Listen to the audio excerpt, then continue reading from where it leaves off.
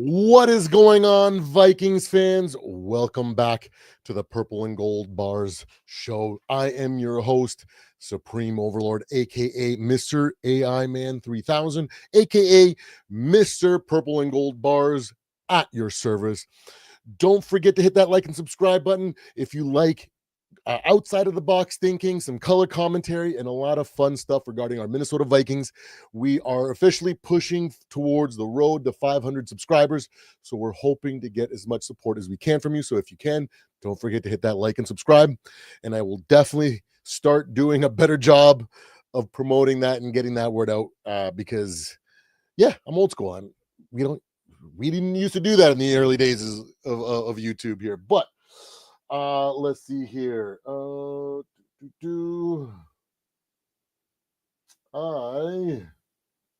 gotta get this freaking the second monitor is just not. Here we go. Sorry about that. I got a bunch of things going on. I want to make sure that everything is locked and synced here, guys.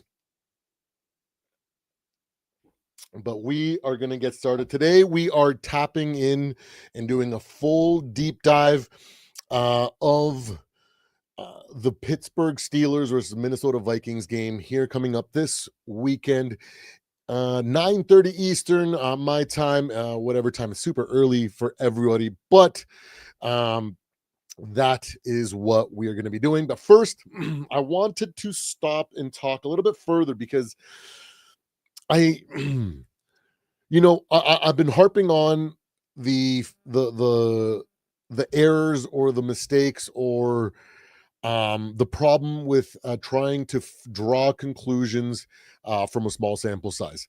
So I really wanted to talk about that a little bit further today because and just elaborate a little bit more as we get started and we let people kind of join here. But let's get into it. So I'll start with a quote that I was able to pull out from my market research textbook. You better believe I kept all my textbooks from school because, man, each year you're spending like $1,500, $1,600 just on textbooks alone. It was wild back in the day. So you better believe that I still got all my textbooks. And I looked back and I found a couple points, and this is what I had kind of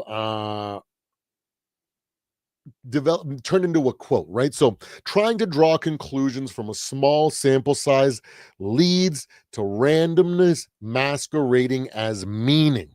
Now, it's for a lot of people that might not seem intuitive or might seem contradictory, or may not even might be the first time you're hearing it, right? Sometimes because I spend a lot of time reading, and I've gone to school and I got such a huge knowledge and experience well to draw from, I kind of make the classic mistake to assume that everybody knows this as if it's common knowledge, right? But so I wanted to kind of tap into the dangers of small sample sizes and misleading stats, because stats by themselves can deceive if we don't consider context in football, considering the player role or even the development stage of the specific player, right? Early in a season or in a career, sample sizes are too small to draw definitive conclusions, yet people often try. And I get it. It's a thing of where everybody wants to rationalize and come to an understanding of why things are happening the way they are, especially if they're emotionally invested as a fan or just invested in general, whichever level you are. It's very logical and normal for us to try to find the meaning in things.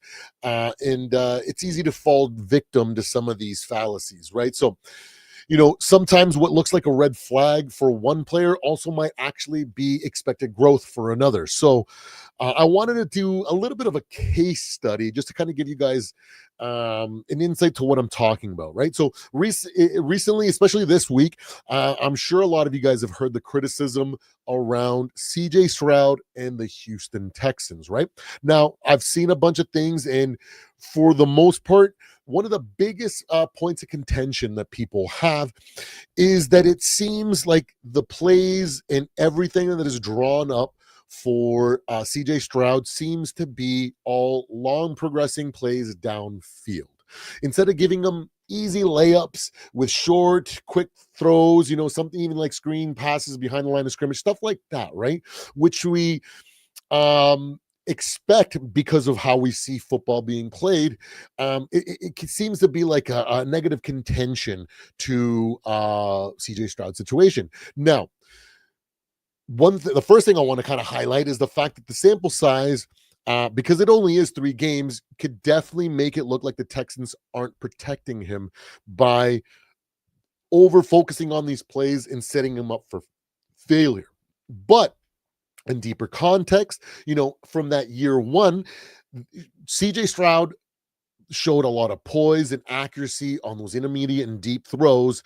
So it's rational, or it's easy to think that, they're putting that kind of weight on him immediately because they anticipate that since those are his strengths, that's what we're going to continue to work on. And maybe that could play a big factor into how things are being set up. Two, on top of the fact that it is only 3 games, right? So as the season progressed, maybe 6 weeks into the season, we might actually see those numbers inverse to where we see a lot more short passes and stuff. And it might be a thing of CJ just checking down to those type of plays because he's seeing something or he's misreading something, which is allowing him to audible into those passing plays or being okay with stuff like that. And even himself on the sideline telling the coach, this is what I'm seeing, even though it might be contradictory to what conventionally is thought should be the game plan, right? A nice couple stats were thrown around. I think something ridiculous where like a huge majority of the plays in last week game against the Titans it was like 80% or something like that. You guys can correct me in the comments, but that like a huge majority, like over 50%, were all long developing plays, and then CJ Stroud was focusing or like staring down and refusing to come off his first read, which is a sign that he's not ready for that, or maybe it's a sign that they need to kind of dial it down, give him a lot of the easy check down stuff that kind of builds confidence, those layups build a groove. And then sometimes in those situations when those long drawn out plays, instead of him second guessing himself and being like, oh, maybe he just releases it through that confidence that he's built in the early part of the game or in general with these layups, right? So a lot of factors are to play in this situation, right? Now the high air yards is something that a lot of coordinators, play callers want to eventually make sure that their young developing quarterbacks get to a situation where they're comfortable with those, because that's where uh, established veteran franchise quarterbacks really make their money, right? So mm, um, so it could be it could be a coaching risk, or maybe it's it's something that they've identified that needs work, and which is why they're calling more of those plays. And the results that we're seeing are so jarring because CJ Stroud is struggling right now. So that's one example of how looking at the stats or kind of coming up with some of these conclusions can really uh, guide you down the wrong path. Now, if you look at a different case study, right, Aaron Rodgers this season has been criticized for not taking enough deep shots, right? Um, in the first 3 weeks, people are saying that it's very uncharacteristic that Aaron Rodgers is doing all these line of scrimmage plays or really quick passes, and he hasn't been airing the ball out, right? For a young quarterback, high short passes usage equals like patience and development and progress, right? But for Aaron Rodgers, a Hall of Fame quality quarterback who is known for explosive plays, it sparks alarm, right? How is it that the exact same stats are being used to negatively attack one guy, and then on the other side, the exact same stats are also looking people are looking to use those in a negative fashion too. How is it that people can draw a negative conclusion from opposite sides of the analysis, right? Because context matters, as well as other factors that contribute to the situation. Right now, for Rodgers, is it a play calling being a little bit too conservative? Is it O line issues? Is it decline in willingness to push the ball down the field? We don't know. It's only 3 games. Maybe it's a thing of they didn't get any practice or reps, meaningful reps in the preseason. So they're still trying to find that regular season gear. And because they seem to have an older roster, it's just taking a little bit longer and they're just looking the way they are, right? A lot of things can be, conclusions can be drawn upon, as well as a lot of other reasonable factors, right? So it's funny to see how the same stat can be used in 2 different ways, right? So just goes to show it's very important to really understand the context and the situation, and then consider the stats to see what is actually being told through those stats, right? Now, other examples, right? Like a guy averaging 6 yards per carry on 20 carries in September looks like a breakout star, right? But without volume, it could be just a few busted runs, right? We've seen that time and time again.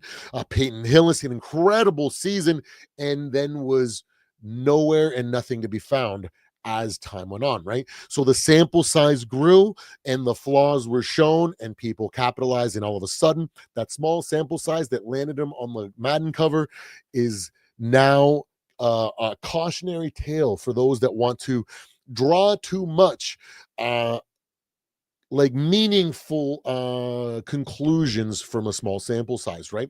Conversely, a veteran averaging 3.2 yards per carry might be just adjusting to new blocking schemes, and it might not be a sign of decline. And then as the season progresses, as the team starts to gel, as the confidence starts to build, that running backs averages could definitely increase and go back to what we always expect. We've seen that from running backs that get traded, right? Sometimes they end up on the new team, and it takes a game or two before things just start looking like they did before they arrived. Also, sometimes it could be a matter of like I was saying, it could be the O line, right? So there are a lot of just contributing factors, and we've seen examples of this time and time again, and almost on a seasonal basis, right? Now, when we look at turnover stats for quarterbacks, right? A rookie with 0 interceptions in 2 games could be praised for maturity. Let's look at CJ Stroud. What he was capable of producing in that first year was nothing short but impressive. Nobody can take that away from CJ Stroud. But anybody that deals with the development of people, or people that are or people that are teaching people from scratch, have seen this effect in practice, right? Maybe you guys have also experienced this.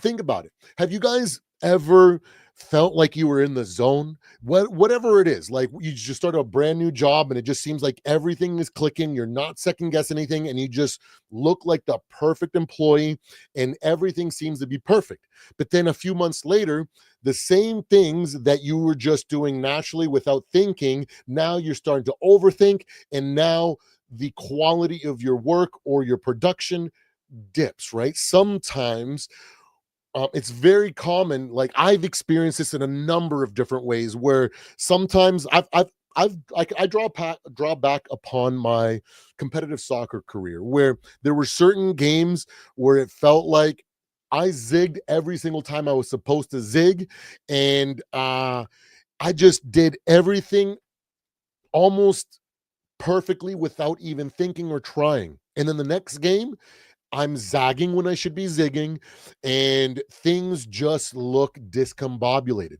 Sometimes things like that happen. you just can't explain it. Everybody has felt this situation before. Think about the first time you started to try to pick up a new hobby or this and that, right? There's one time where like everything just seems to click and you just don't seem to understand why that is. But then the next time through, as you continue to learn and improve and bring more onto your plate to try to improve, it seems to deteriorate because that's just how development is. Development is not linear. I was a personal trainer in one of my early careers before I transitioned into more of like the corporate world and training people's minds instead of their bodies. So I have seen this take effect multiple times. Guys that I were like, oh my goodness, this guy's a natural. This guy should be already in the field, and just let him cook and figure it out. Come to find out, a month, 2 or 3 later, that same guy is now struggling, being at the bottom of the barrel, and is now on the verge of being let go.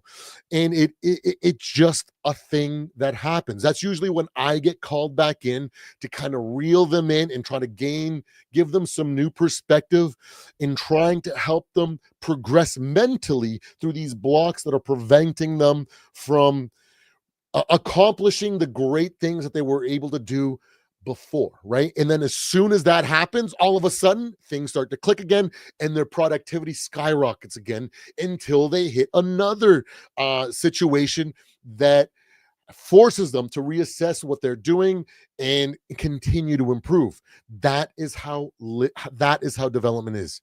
I've seen it in the mind. I've also seen it in the physical body as a personal trainer. So it's just another just more examples of why it is important for us to stay aware of the dangers of drawing too much from a small sample size. Now, mind you, we're going to go through the breakdown of this Vikings versus Steelers game that's coming up.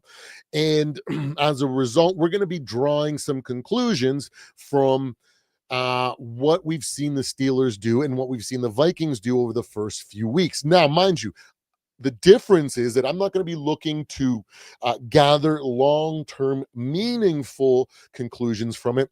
I'm more looking for immediate micro level small things that we can identify as weaknesses or potential areas that we can take advantage of, so that we can kind of get an understanding of what is potentially possible in this upcoming game. Now, when you take that a step further, that's exactly what all the analytics guys and the coaches and the guys that are in charge of making the game plan for each team are essentially doing, right? They're going to gather as much information for the first 3 weeks of the season and gather as much tendencies and data as they can, and they will try to develop a game plan based on that. For example, if a team is struggling to stop the run, we're going to identify what is happening in their O-line or what in their scheme that has allowed other teams to capitalize, and then we're going to try to incorporate some of that in our game plan going forward, allowing us to try to set ourselves up for success. That's completely different than saying, okay, well, they couldn't stop the run against two teams, so that means they're the worst team. They're going to be last place. So obviously, regardless what type of running scheme we run, we're just going to run it down their throats because they're just that bad. That would be an example of a bad conclusion to take from a small sample size. And in comparison, taking those conclusions into small to draw conclusions, not to draw conclusions, to find areas in which we could potentially game plan around and try to capitalize on. These are professional teams, and that's exactly what they're looking to do. Now, let's go back to turnover stats for quarterbacks, right? So I said a rookie with 0 interceptions in 2 games could be praised for maturity. Now Rodgers or Mahomes with the same thing, with the exact same stats, no interceptions after 2 games. Critics might ask, why aren't they taking any risks, right? The same stat different interpretation based on the context, right? A rookie has a totally when you look at stuff and you try to analyze and draw upon when it comes to a rookie quarterback versus an established borderline Hall of Famer, if not future. Well, these guys, come on, I don't even have to pussyfoot around. Rodgers and Mahomes are definitely going to be Hall of Fame quarterbacks. So when comparing looking at the same stat for a Hall of Fame quarterback, it's very easy to see why we draw different conclusions, right? And then that's why it's another thing that I want to say. It's very easy to let stats mislead you down rabbit holes that will make you miss the important things in front of you, right? It's like the saying, it's like stepping over dollars to pick up pennies, right? Or seeing missing the four was it missing the forest for the trees, or trees for the forest, whatever. Those analogies or metaphors or sayings exist to get people to understand that if you focus on just a couple things, and you ignore the context, you are going to miss the full picture. So that's why I wanted to take a moment to really talk about um, the the danger of small sample sizes and misleading stats, because we're 3 weeks into it, and I see a lot of Vikings fans and content creators falling for this trap. And it dawned on me, it's like, whoa, this is common sense for me based on my education and my background. It's probably not actual common knowledge, and it's in fact something that NFL pundits and sports media really try to take advantage of, to sell their narratives, to sell their TV show, to get people to keep coming back for more. And with me and this channel, I can guarantee you that I will never look to use stats in that way. I will always give you the information so you guys can find it for yourself and make your own uh, educated decision. And then I'm going to give you what I see based on that, so you guys are fully aware of where I'm coming from and why I draw the conclusions the way that I do. Now, now I came up with maybe a couple statements that kind of a statement that kind of summarizes it a little bit. Like CJ Stroud's deep shots, critics say it's too much too soon, but with Rodgers, people say he's not doing enough.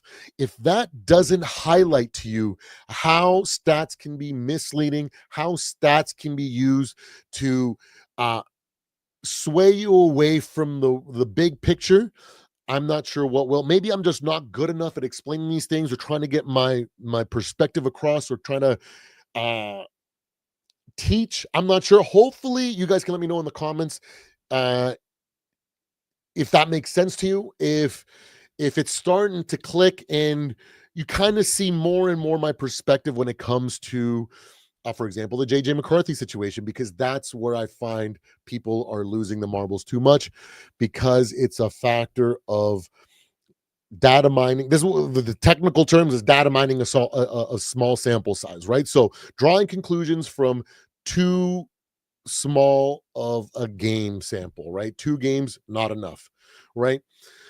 Um,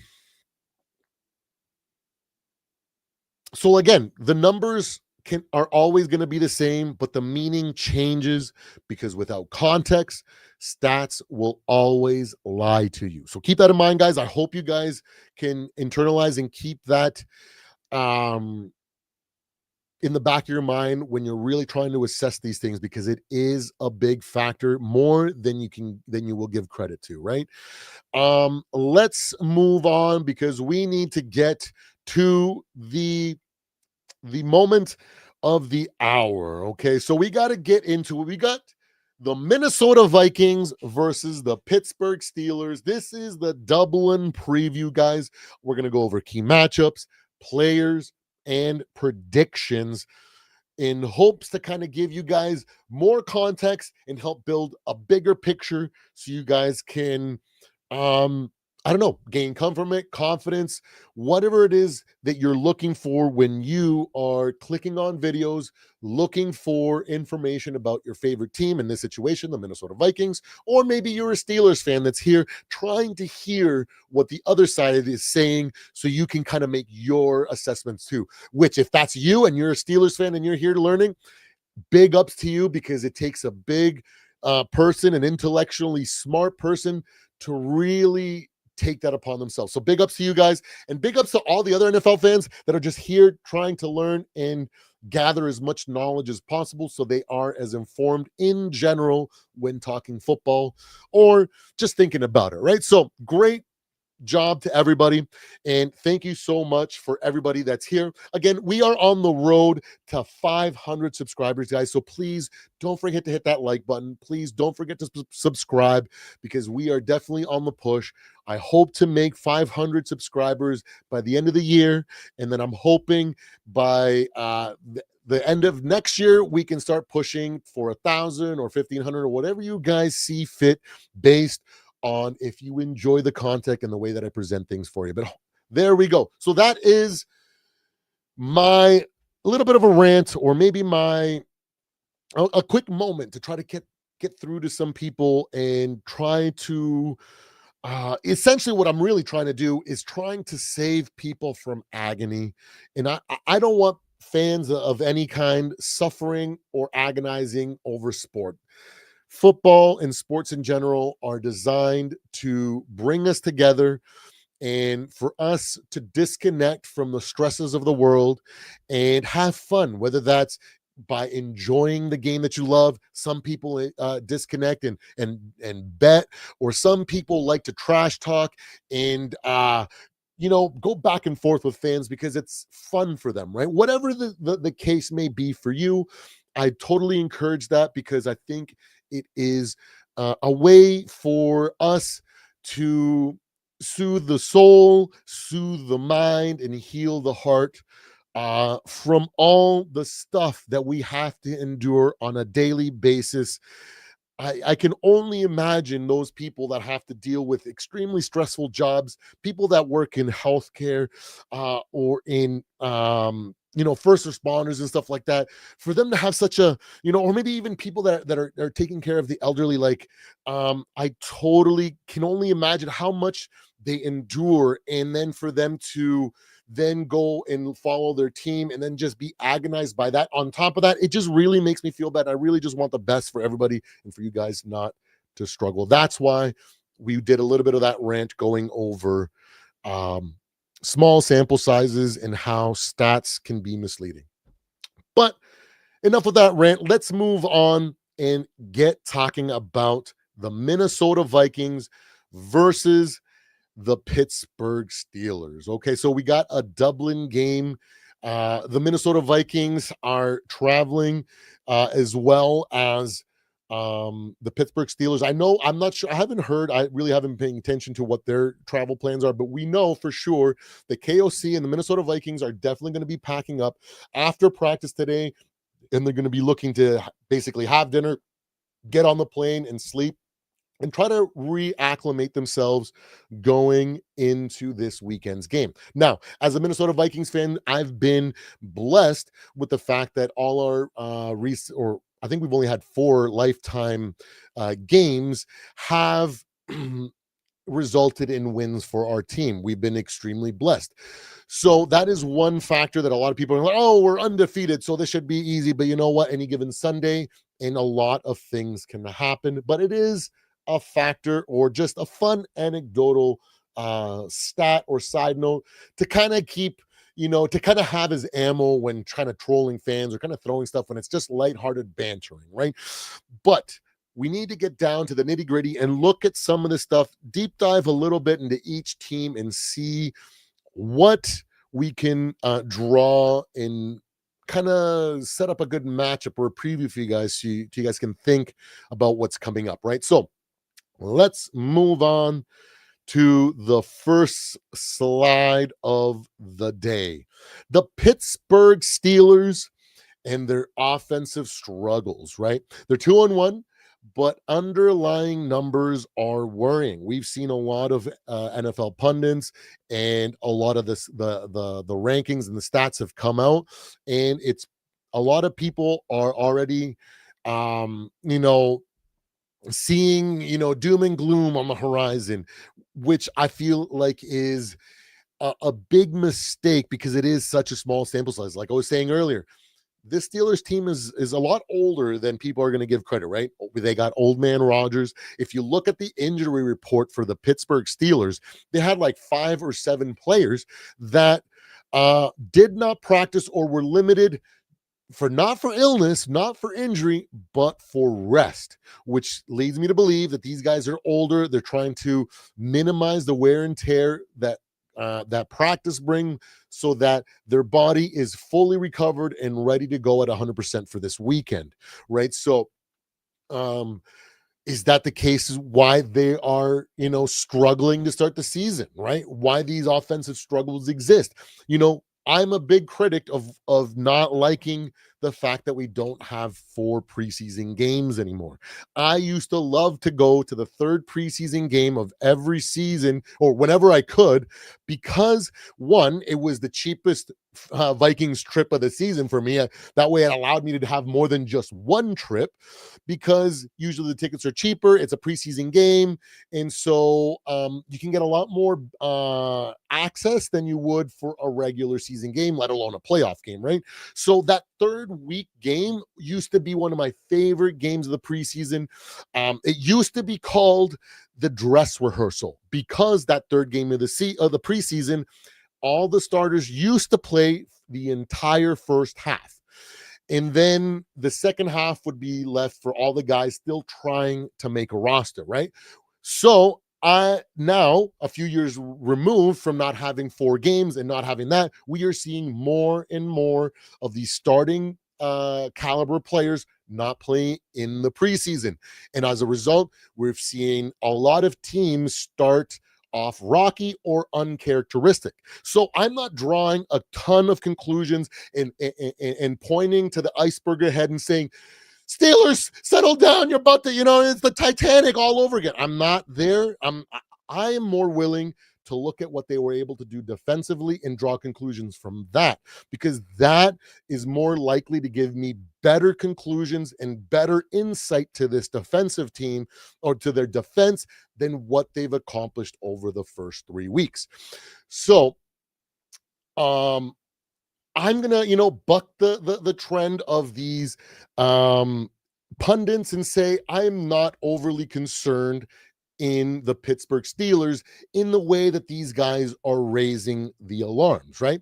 Now, they're talking about how Aaron Rodgers is inconsistent downfield. 23 out of his 56 passes have come behind the line of scrimmage. Last week, he had like 134 yards passing, a very pedestrian performance by one of the greatest quarterbacks, the most talented throwers of the football, I've been told, for decades, or for the better part of a decade, if not longer now. So, of course, people are going to be sounding the alarms or freaking out a little bit too soon. I, on the other hand, I'm not buying totally into it, but what I can draw is that there is some apprehension, or maybe it's rust, or maybe it's game plan philosophy that is causing this, and as a result, I'm seeing potential areas that this team can gain, that our Minnesota Vikings can game plan around to try to draw an advantage. Come game day, we might see all these things that we identify as inconsistencies or problems or red flags, and they could have cleaned them up and they could look like a completely different team. It is not outside the realm of possibility. So, for me, that's why I'm thinking that this game is going to be a lot closer. I really value the experience that Mike Tomlin has, as well as the experience that Aaron Rodgers has, and that stout defense, what they could do, what they did last year. They definitely turned a lot of heads, and that potential is still there. Did you guys forget TJ Watt is still there? Like, he's been there the entire time and they've struggled, right? Like, they still have those defensive studs that at any given time could find that groove, could find that zone, and turn it on and literally stay in that groove for the rest of the season. And then all these early stats could just look like a mirage at the end of the day, right? So I'm not drawing too much outside of that. That is an area that we can look to exploit and try to make sure that instead of, committing so many pass rushes, for example, maybe appearing to have that many rushers and then electing to drop people into coverage in the flat, in those short check down areas where he is making passes, forcing him to throw deep, and then testing to see if it is decline or rust, or maybe it just you never had the opportunity to take those shots because of what was presented at the time during these first three games, right? The next thing that people have been talking about the Pittsburgh Steelers is the offensive line. They're saying they have weak tackles and they're struggling in the run blocking, which is definitely the case after 3 weeks. So again, I'm not going to draw any long-term conclusions or paint the Steelers with a broad brush right now, but I will say that is an area that we can look to take advantage of. If their tackles have been underperforming, then why not push the envelope on those guys and see if it is rust, if it is warranted, a warranted deficit, and then try to capitalize and take over. Right now, with that being said, that means that if they're not able to stop the run, that's a clear opportunity that maybe the game plan is going to be to try to capitalize on that and try to run the ball more, which is a total possibility. And then when we look at certain stats like the Steelers running game, they're 29th in rushing grade after 3 games, they're 31st in yards per carry, and they're 30th in explosive run rate.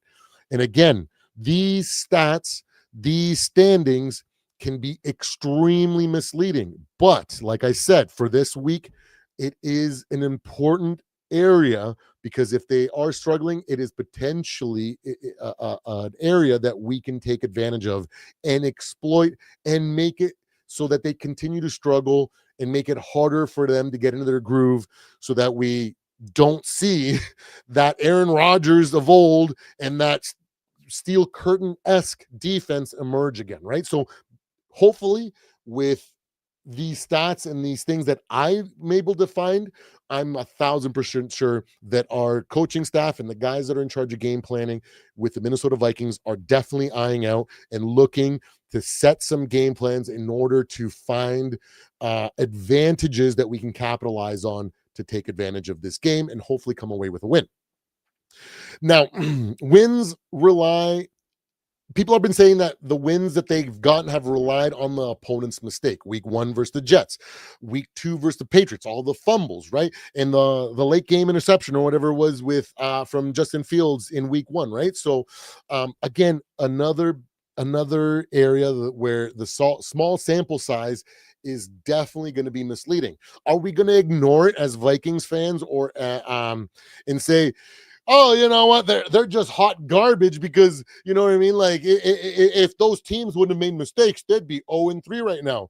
Maybe so. But at the same time, we're setting ourselves up for failure, because if we're the guys that make the mistakes and give them the excuse or the reasons, then it starts to become a trend the longer it goes on, right? So we're going to see what we can do to capitalize on this by trying to be as efficient in the turnover game as possible. And if we can do that, we can limit the amount of possessions that Aaron Rodgers is going to have, therefore the amount of chances that he's going to have to really put this game out of control. And if we can dominate the run game and keep our offense on the field, tiring their defense, hopefully the areas that they're struggling will continue to be areas that they're trying to find themselves in or kind of try to put behind them, right? So that's what I have to say when it comes to the Minnesota Vikings and this Pittsburgh Steelers, right? And you can see I put down a bit of a graph here where we look at the grade of Steelers running stats versus the league average, right? So it's it's night and day when we look at it in a bar graph like that. So I thought it would be a good idea to see the league versus the Steelers, right? So, you know, a visual representation of the areas that we can capitalize and take advantage of that we might that will lead us potentially to a victory. Now, let's move on and talk about these Minnesota Vikings. Now, now the strengths were definitely on full display last week. It is by far, without a question of a doubt, that this team is going to win through the through our defensive efforts. Now, I'm not saying that the defense is going to be the one putting up the majority of the points and coming away with constant pick six or fumbles and recoveries for sixes. Stuff like that is unrealistic. But what I mean by that is that dominance that's coming from our defense is going to be the reason why we limit the other team's offense to have less offensive drives than we will, giving our quarterback, whether that's Carson Wentz or JJ McCarthy, more than enough drives to practice for JJ's sake or to develop for JJ's sake or for Carson Wentz to put good drives together to come away with points as the veteran quarterback that he is, right? But then when we look at some of our other strengths, the run defense has been dominant in the wins that we've had. Now, it seems like we're a little bit vulnerable against Atlanta, but we did suffer some massive injuries on the O-line, so the context does matter there, right? As soon as we got our star left tackle back in week 3, all of a sudden, all those things went away. It's incredible what a generational franchise left tackle will do for your O-line. So we hope to continue that dominance in the run stop game in hopes that we can limit the running back from the Steelers to putting up significant runs and try to force their offensive coordinator to move away from the running game, in which will make them more of a one-sided team or a one-dimensional team that we can hopefully take advantage of, for lack of a better way of saying, right? So in the dominant wins, we had a 91.2 grade, and in that loss to Atlanta, we had a 40 grade, which is understandable and good signs, right? So when we look at the offense, right, Jordan Mason definitely is the lifeblood of this offense. I love Aaron Jones. I think he's a phenomenal athlete. I think he's a phenomenal person and a tremendous man of character. But it is Jordan Mason. He is our identity. Everything needs to run through him for us to have the most success. And even more so for Aaron Jones to have success. Because when he's not out there and they see Aaron Jones out there, they can relax and switch into things, allowing Aaron Jones to capitalize on them letting their guard down because our big bruising back isn't out there, right? So whether that's catching passes outside, out of screens or whatever, and using the yards after catches, something that he's really good at doing, or maybe just, setting up and making it seem like we're going to be doing a pass play and actually still running the ball with Aaron Jones, because they're going to anticipate, oh, Aaron Jones is out there. He's most likely going to try to catch a pass out of here, maybe that wheel route. So let's back up here, allowing him to really excel in a bunch of different areas because of the magic that Jordan Mason can do, as well as the respect that he commands from opposing teams' defensive coordinators, right? He's done incredible. He's got 214 yards on the season, a 74.2 grade. He's got 2 touchdowns in yesterday's game. He was a massive factor and continues to be a massive factor for this Minnesota Vikings team, right? Now, key returns made a massive impact, right? I was talking about how all the injuries really made it so that we threw that game against those Atlanta Falcons, because 1 week later it proved to us how bad that team was. So I am even more convinced, as more data and more sample size grows, that we lost that game and those Falcons did nothing to but kick field goals. Their kicker is really the only one that did any real work. And when you go ahead and lose 30 to nothing to the Panthers, it kind of reminds me, like, yeah, if we would have faced a good team, we would have been down 30, 40 points at the end of the first half. And it wouldn't have been the fact that we kept them to 15 points going up until like the last 3 minutes of the game, right? So up until garbage time, this defense was still able to give us an opportunity, even though we weren't able to take advantage of it, right? So the key return to Christian Darrisaw was a massive factor, and now Mr. Jordan Addison has been freed. Number 3 returns to the field. He is a dynamic player. Last year, when Justin Jefferson was out and those San Francisco 49ers came in, or no, it was the year before, actually, in his breakout season. Oh, I'm thinking about it. I'm misremembering. When the San Francisco's came in the middle of the season off like a 4 or 5 game win streak, Justin Jefferson was out. We had a little bit of injuries, and there was, we were still, it was a weird season, right? What happened? Mr. Jordan Addison had a breakout game. His route running is crisp. His ability to have vision on the field and find the open spaces and make it easy for the quarterback to find him is a talent that is usually reserved for number 1 receivers, but he's our number 2 receiver. He doesn't have an ego. He's not a diva. He's a quiet, reserved man that likes to speak with his actions on the football field. So I'm extremely ecstatic to have Mr. Jordan Addison back. I'm hoping that more and more, as we start getting back to our full roster with all our starters out there, we're going to start seeing closer to what I believe this team can be. Like I keep saying, we're still on pace to hit that 12-win mark.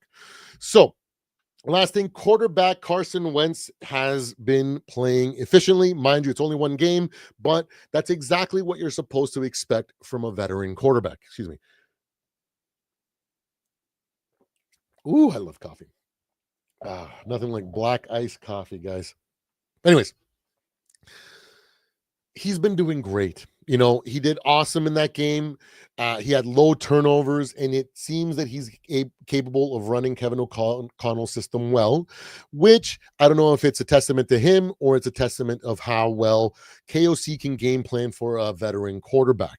But let's be real. Based on how that game went yesterday, just about every quarterback in the NFL could have won that game. No, maybe not Jake Browning, but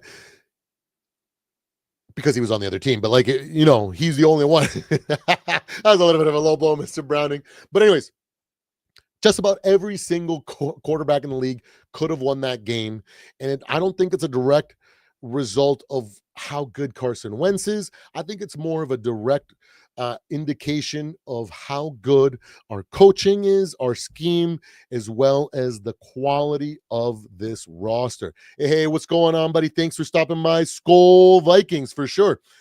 So when it comes to the game, I think the biggest factor to why Carson Wentz was able to do so well was the fact that Jordan Mason did an incredible job running the ball last week. I just noticed the generated clip art that I got. I should have put number 27. I just put a random number, 24. Okay, whatever. His number is 27, but whatever. That's funny.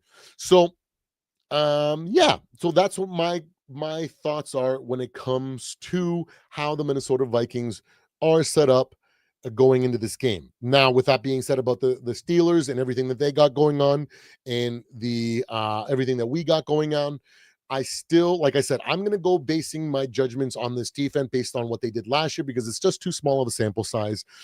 for all we know, they're going to hit the ground running, and all the rust that we've seen over the first 3 games will disappear, and they'll look like they did last year. So I'm going to anticipate that they're closer to that than what people are freaking out and thinking about them now.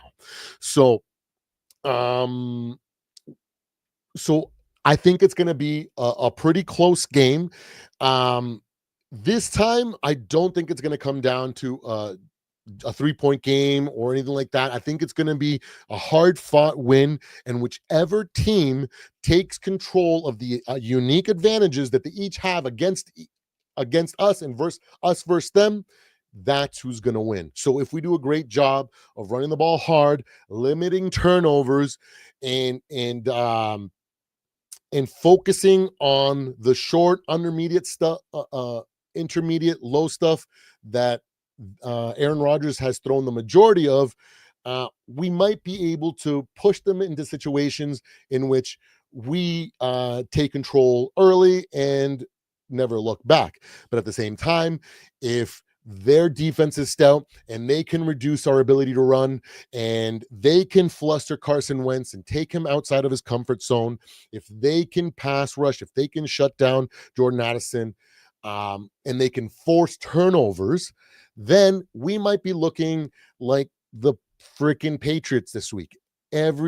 Any given Sunday, they say. But with all that being said, I think this game is going to be a lot closer. Like I've been saying, when I look at this and I kind of let my mind do the calculations, I feel like the Vikings have like a 51 to like 53% probability to win this game. And then when I look at the Steelers and try to make that same calculation, it seems like it's more like 48, 49, 50%. So it's so incredibly small that margin isn't big enough to bank on, right?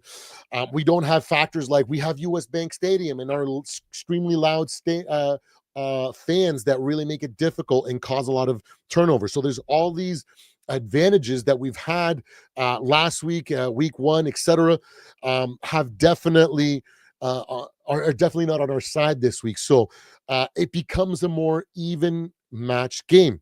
It could also come down to like in recent years, we've seen a lot of teams travel across the pond and look extremely lethargic and slow, and it takes till like the third, fourth quarter before they start looking like the team that they look prior to traveling overseas, right? That is a big factor. Which team prepares a team and travels best and acclimates the most before kickoff might also be a massive factor. The Minnesota Vikings have shown, because we've won all 4 of our international games, that we might have developed a plan to acclimate a little bit better than other teams in comparison to us.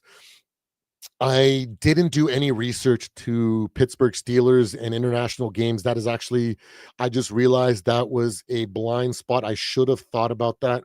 My apologies, guys. I do apologize. But so I unfortunately can't draw too much conclusions.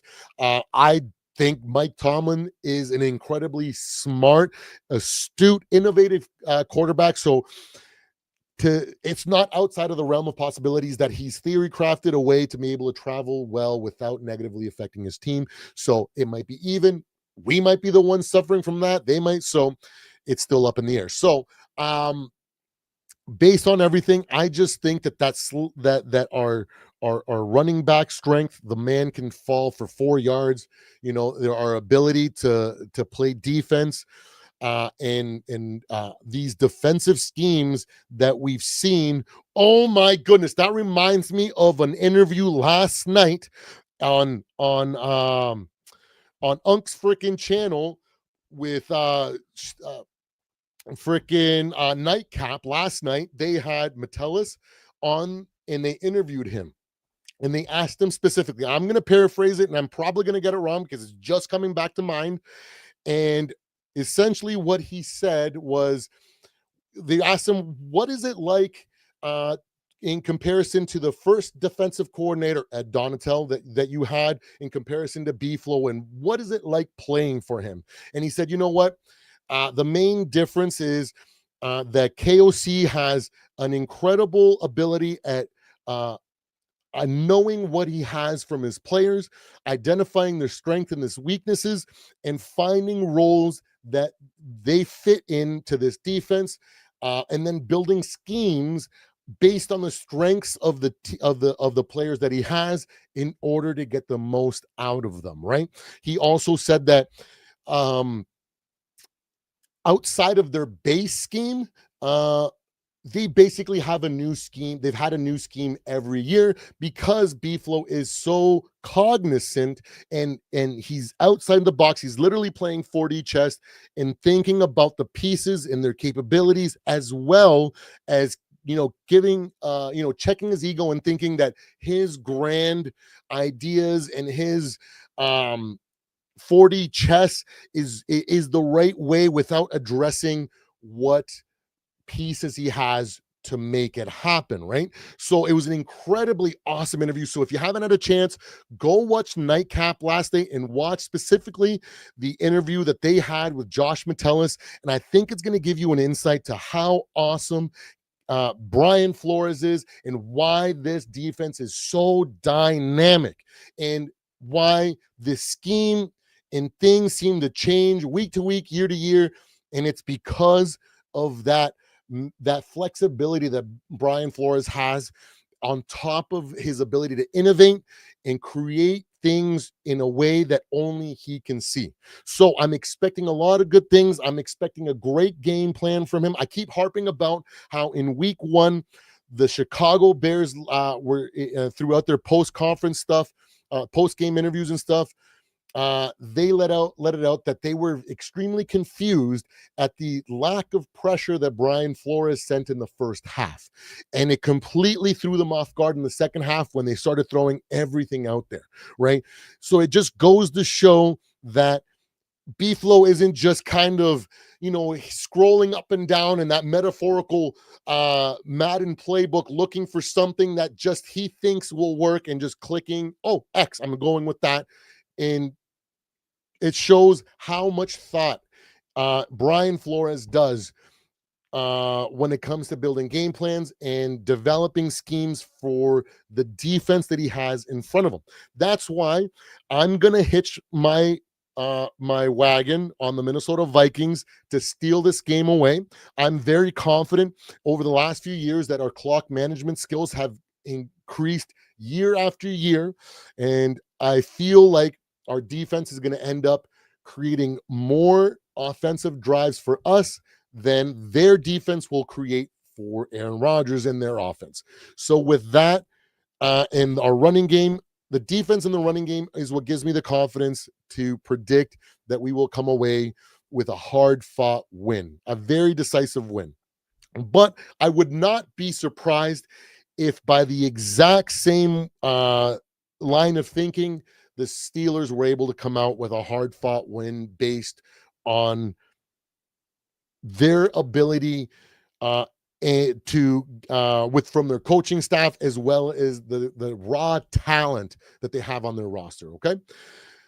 Now let's talk about key matchups. Let me go back to this one. Perfect. Let's talk about key matchups, right? And X factors. Now, the first key matchup that I want to highlight is the Steelers O-line that has shown some weakness the first few games, if they can handle the Vikings front. Josh Metellus was talking about it last week. It's like, we're not afraid to if you are good at a certain thing, at a certain down, the defense is not afraid to switch personnels often. If they perceive it's a passing down and you're really good at rushing the passer, whatever it is, those are the guys that are going to be out there. That's why we see guys like Redmond always consistently coming in relief of players, of our starters, and having a massive impact, because Brian Flores is able to identify those guys and use them at the right time. Now, I have Van Ginkel and Grenard highlighted here because they are our most effective guys, but in general, our defensive line and the pass rushers that we have, like Mr. Rodriguez, freaking Redmond, all are guys that aren't our focal centerpiece. Dallas Turner, for example, these guys are going to give the Steelers O-line a run for their money. So that is one matchup that I am definitely going to be focusing and watching more so at the very beginning of the game and how it goes than what's going on from the quarterbacks or other areas, because I think that that's going to play a massive factor for us in being able to take control of this game and win outright. Okay. And the next key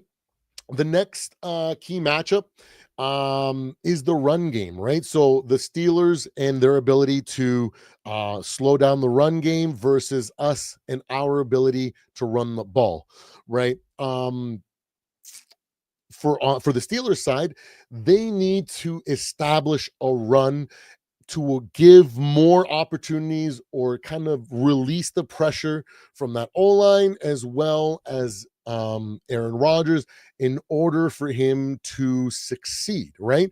And vice versa, it works the same for us, right? So it's going to be crucial. I feel like it's going to be a battle of who can get their running game off to a good start at the very beginning of this game. I'm going to bank my on Jordan Mason, of course, but it is still a factor that both teams, a matchup that both sides are looking to capitalize or looking to establish, right? So keep an eye out for that run game. Secondly, more importantly for our Minnesota Vikings, we need to avoid turnovers.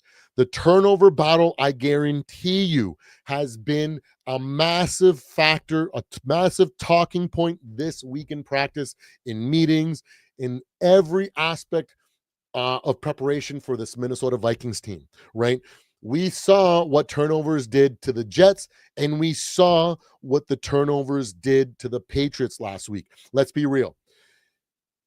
If at time, last game for the Steelers was rough to watch as a fan or even as a critic, because if you're the critic side, you're like, man, the Patriots should have won this game. If they didn't fumble the ball, if they didn't have that many turnovers, they would have done enough to beat these Steelers because they were struggling, right?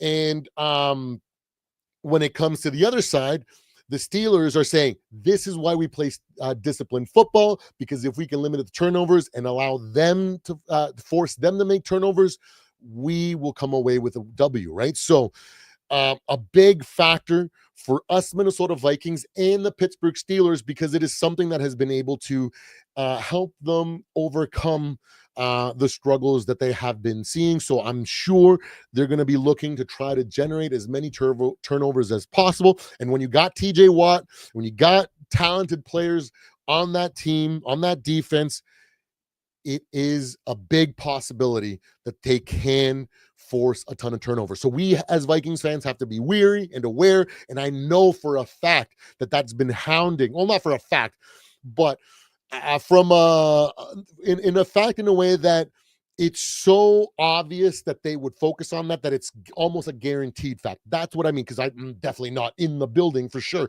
I'm up here in Canada. Of course, I'm not going to know what's going on there, but my logic seems to guarantee me that they're definitely emphasizing on that. They do not want to finish this week and be a team that's laughed upon because they threw the game through careless mistakes and turnovers, right? So I know that with a high degree of certainty that the Vikings have been really focused on that, right?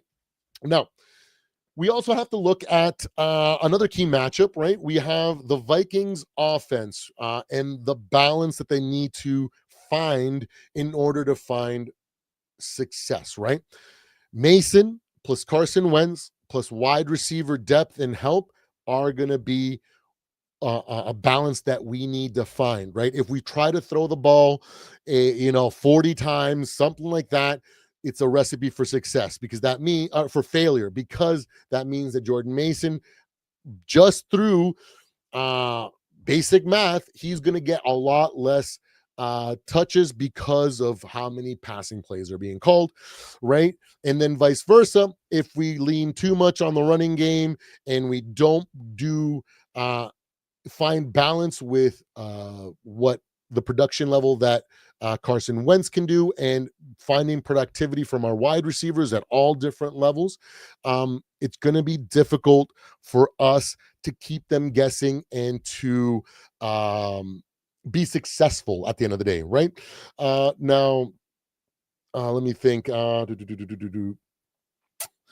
So yeah, those are the key matchups, and the X factor again is going to be the same for me because I am going to continue to harp that Jordan Mason is the lifeblood of this offense. The better he plays, the higher probability we have to win. So again, Jordan Mason is going to be my X factor. If he's able to run the ball at a high volume and put up a ton of stats, a ton of yards and touchdowns, it's going to make it so that defense is stuck on the field a lot more than their offense, and their offense is going to get a lot less chances for them to do something and steal the game from us, essentially. So that's why my X factor today is Mr. Jordan Mason. Now, woo,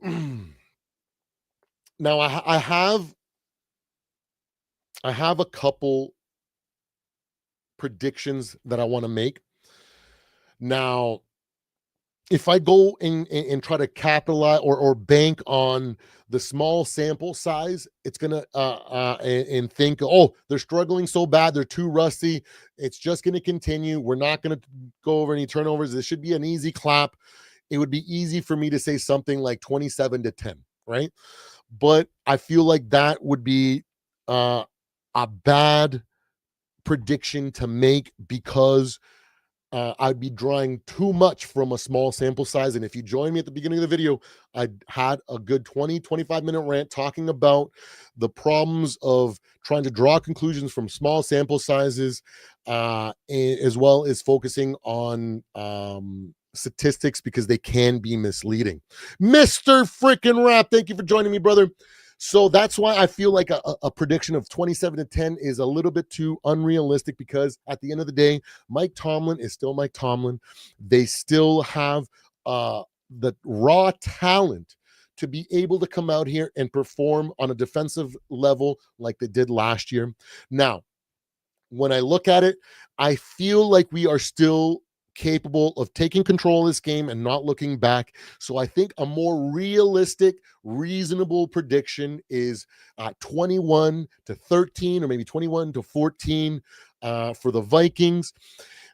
Because as it stands now, if we're able to capitalize and force them to continue to make these mistakes and continue to struggle, it's apparent that the Steelers can only score opportunistically, right? So that means if they get the turnovers and they get the great field position, you know what I mean, they're able to do something with it. But if we're able to focus on on that turnover battle and basically remove that aspect of their chances to win, it drastically reduces the likelihood, the probabilities that they are going to be able to go in there and take control of this game and, you know, come away with a win. But like I said, I would not be surprised based on how much talent they have on the football field, in general, on the roster, on paper, that they cannot come out and look like a similar defense to like they did last year. And it's not outside of the realm of possibilities to big bad Aaron Rodgers coming out, and blowing the house down one last time, right?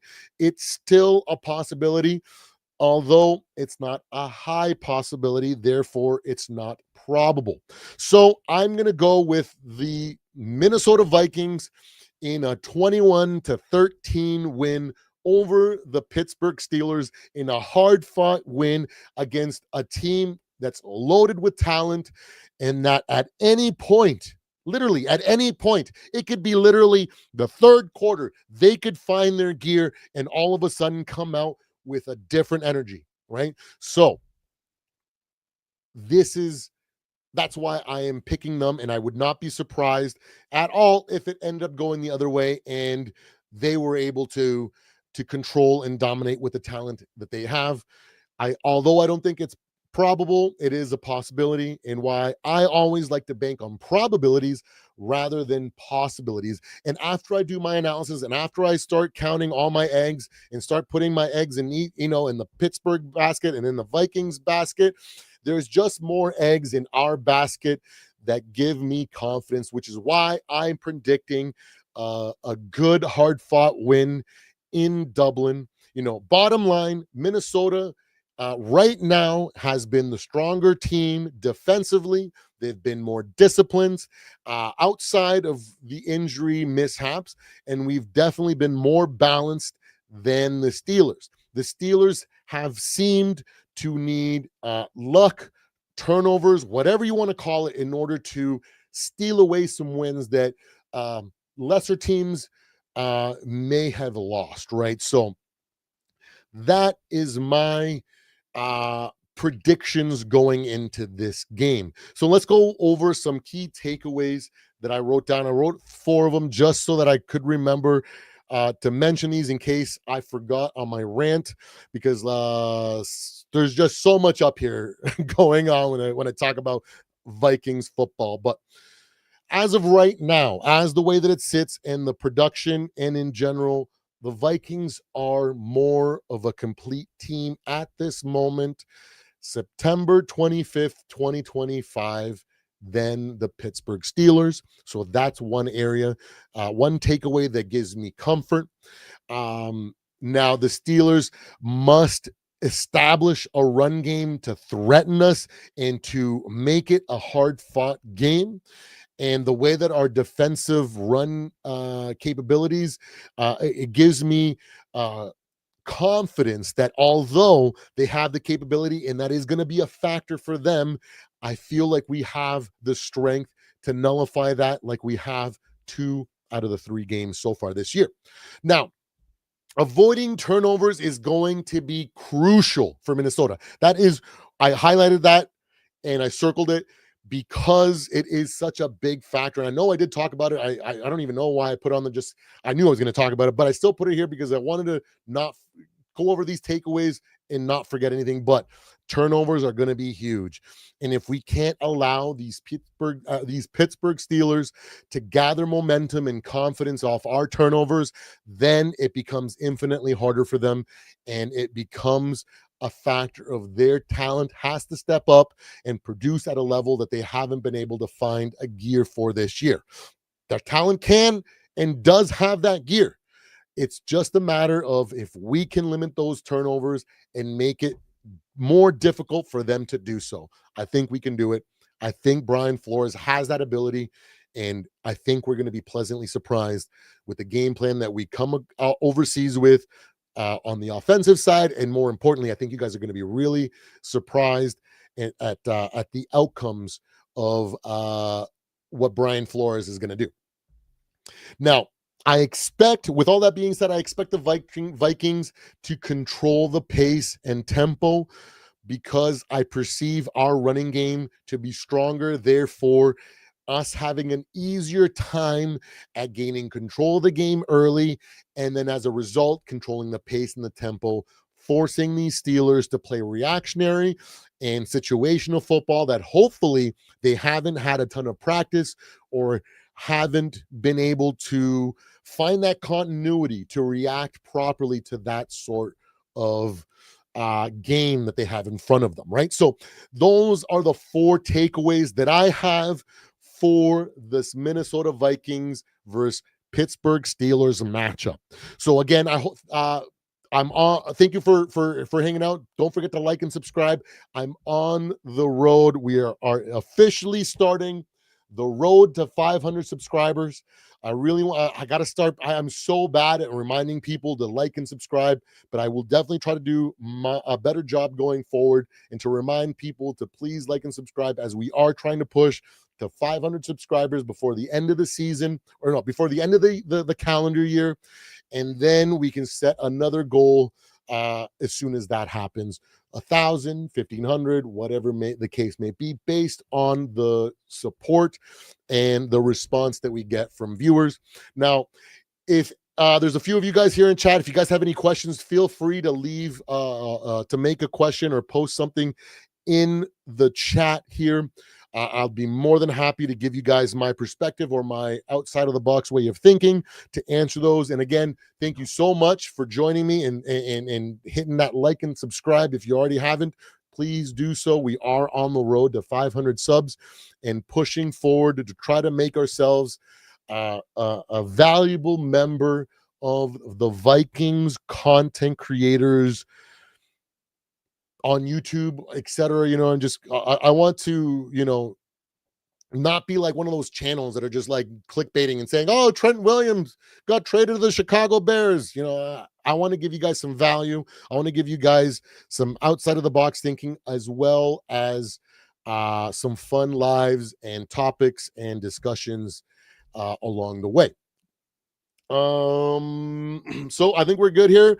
And again, thank you so much for joining me here today on the Purple and Gold Bars channel.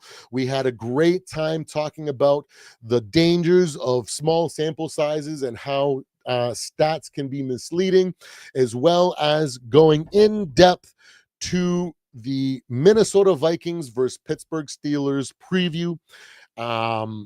And I think that will most likely be the last preview. We might do a little bit more anecdotal, maybe. Maybe it'll be something more of talking about the history or the context of like maybe the games overseas or something a little bit more fun. Now that I realize I didn't do the research to find out how the Steelers have performed in the overseas games. I'm going to go ahead and track that information, and maybe I can gather some more stuff, and then we'll talk more coming up in an upcoming live later on this week, or maybe even Saturday. I'm not sure, but stay tuned. Don't forget to hit that like and subscribe. I really appreciate you guys all. I love every single one of you, regardless of what team you guys follow.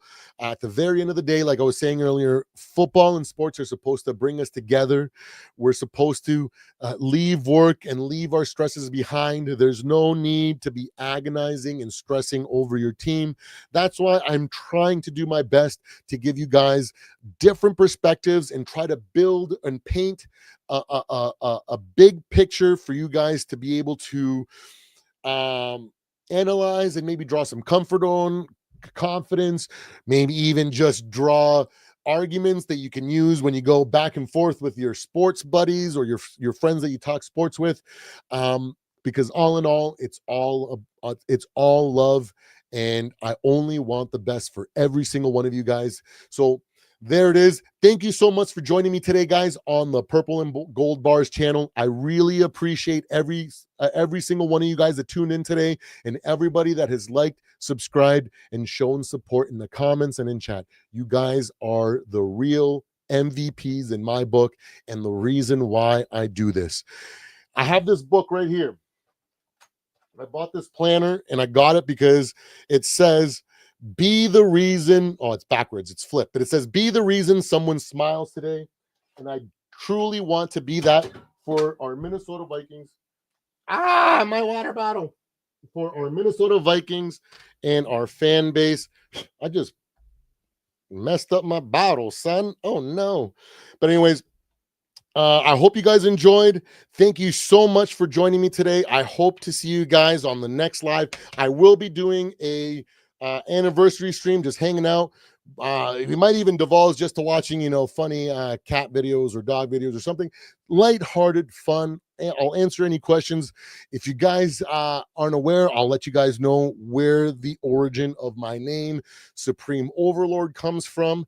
That way, we can get to know each other a little bit more, because I appreciate you all. And it's been 1 year since I started this channel, and I hope you guys join me today and for that live. If not, catch it later, drop a comment. I'll do my best to answer in the comments. You guys have a great one. Skol Vikings. I love you all. Take care.